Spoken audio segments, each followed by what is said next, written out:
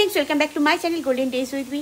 বাইরে আলো দেখে বুঝতে পারছেন তো অনেক দিন পর আমি ব্লগ নিয়ে এসেছি, তাও সকাল সকাল সকাল এখন নয়, এখন বিকেলবেলা, কিন্তু দিনের আলোতে আমি সাধারণত করি না, তাই দেখাচ্ছি।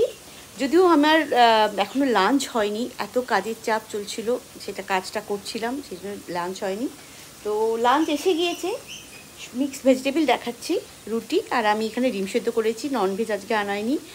আর আমার হাজব্যান্ড এখনও খেতে আসেনি, আর আমি কিছু রান্না বসিয়ে দিয়েছি, তার মধ্যে দেখাচ্ছি কী কী, অনেকগুলো রান্না একসাথে বসেছি, কারণ এখন একটা প্রোগ্রামের জন্য প্রতিদিন রাত্রিবেলা চলে যাচ্ছি অন্য জায়গায়। অবশ্যই দেখাবো কী কী করছি, কিন্তু তার আগে আপনাদের অবশ্যই একবার আমার চ্যানেলে ট্যুর করিয়ে দেবো, রিকোয়েস্ট করবো সাবস্ক্রাইব করে দেবেন চ্যানেলটা, আর কমেন্ট করতে থাকুন, লাইক করতে থাকুন, আপনার ফ্যামিলি ফ্রেন্ডদের সাথে শেয়ার করতে থাকুন। যারা সাবস্ক্রাইব করেছেন তাদেরকে বলবো প্লিজ ভিডিওগুলো দেখতে থাকুন।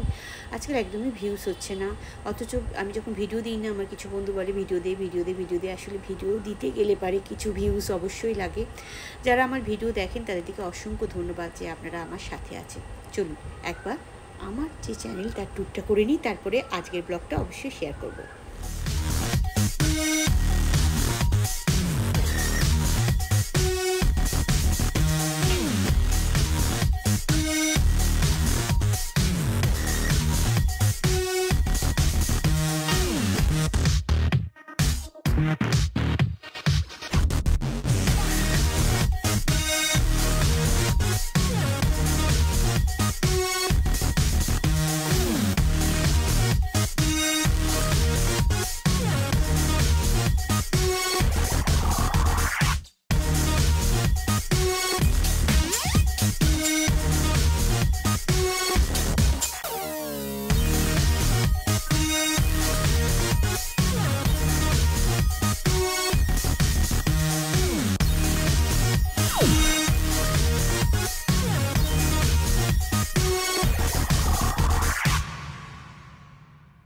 আপনাদের আগেই জানিয়েছি যে এখন দুপুর পেরিয়ে বিকেল হয়ে গেছে, আর আমি আজকে বিকেল রান্না করছি।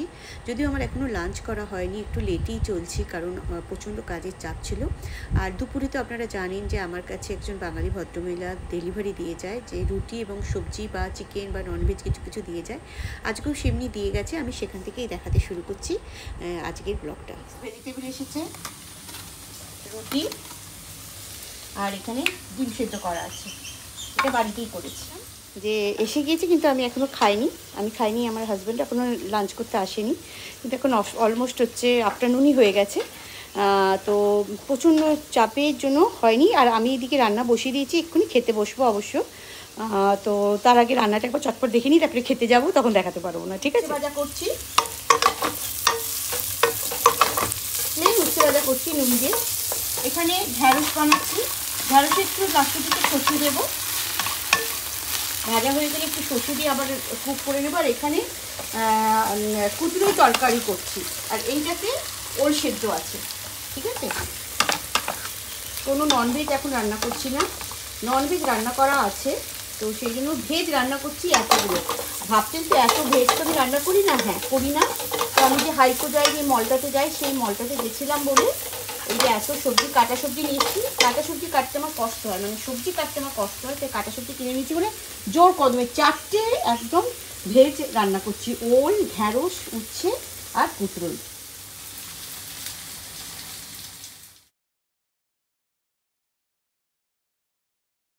এটা আজকে এসেছে, কিন্তু আমি করেছি এই মিক্সড ভেজিটেবল আর রুটিটা এসেছে, আর এখানে জোর কদমে রয়েছে, এগুলো খেতে বসে যাবে। 4:10, তো খিদে পেয়ে গেছিলো রান্না করতে করতে, হাজব্যান্ডও চলে এসেছিলো, তাই প্রথমে খাবারটা খেয়ে নিলাম, খেয়ে নিয়ে আবার রান্নাঘরে চলে এসেছি, ঠিক আছে? রান্নাঘরে এবার ফটাফট রান্নাগুলো করে নিই। আমি রান্নাঘরে সব বন্ধ টন্ধ করে দিয়ে চলে গিয়েছিলাম, এবারে ফটাফট রান্নাগুলো করে নিই, ঠিক আছে? বিকেলে ডান্স ক্লাস আছে, তো যাব, কিন্তু একদম দেখতে পাচ্ছেন আজকে এই তরকারিগুলো হয়ে গেছে, হয়ে যাওয়ার পর একটু কাজ আছে, সেটা করে নিয়ে তারপরে বিকেল ঠিক নয়, সন্ধেবেলা 6:30টার সময় করে বেরিয়ে যাব ক্লাসে। তো সেই জন্য 6:30 থেকে সেই 10টা অবধি ক্লাস হবে, তো সেই জন্যই আজকে রান্নাটা তাড়াতাড়ি করে একটু সময় বার করে নিচ্ছি। মাঝখানে ওই যে বললাম না, মানে সময় পাইনি যে আমি একটু রান্না করব। এবার একটু রান্না না করে রাখলে, কালকে মাছটা করে রেখেছি, আমাদের জন্য মোরলা মাছ করেছি, আর ছেলের জন্য ভেটকি মাছের ফ্রাই করে দিয়েছি, ডিম দিয়ে ডিপ করে ওর জন্য ফিশ ফ্রাই করে রেখে দিয়েছি। রাত্রিবেলা ফিরে এসে গরম গরম আবার ওকে একটু মচমচে করে ভেজে দিতে পারবো। আর আমাদের তো মোরলা মাছ করে রেখেছি। আর এখানে 3টে তরকারি করলাম, উচ্ছে ভাজা, সর্ষে ঢ্যাঁড়স, আর হচ্ছে এখানে এই কুতুরোই তরকারিটা করছি। আর ওল সেদ্ধ করে রেখে যাচ্ছি, ওল মাখা করব। ঠিক আছে, তো সবই রান্না হয়ে গেল। শুধু কি গরম হচ্ছে, কুদরোইটা আবার স্নান করতে পারি। এই যে কাজ করতে বসবো, এরকম করে কি কাজ করতে বসতে পারি? তো আজকে যে কাজটা আছে সেটা বাড়ি থেকেই করব। তো এখন ম্যাক্সিমাম কাজই হচ্ছে, যেটা হচ্ছে আমি বাড়ি থেকে করতে পারছি এরকম কাজ। তো সেই জন্য কোনো অসুবিধা সেইভাবে হচ্ছে না। ও, এই তরকারিটা হয়ে এসছে, দাঁড়া ঘুরিয়ে দেখায়।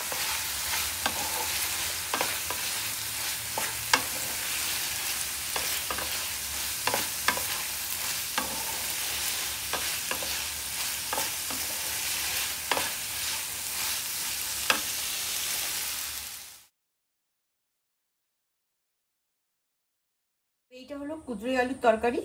এটা এটা হলো ঢ্যাঁড়স সর্ষে। এইটা ভীষণ ভালো খেতে হয়, কখনো আপনাদের সাথে রেসিপিটা পারলে শেয়ার করব। এটা তো উচ্ছে ভাজা, আর এটাতে ওল আছে। ঠিক আছে, এই হচ্ছে আজকে রান্না, সবজি রান্না। সাধারণত সবজি রান্না আমি করি না, যে বন্ধুটা রান্না করে দেয় ওর কাছ থেকে সবজি আসে।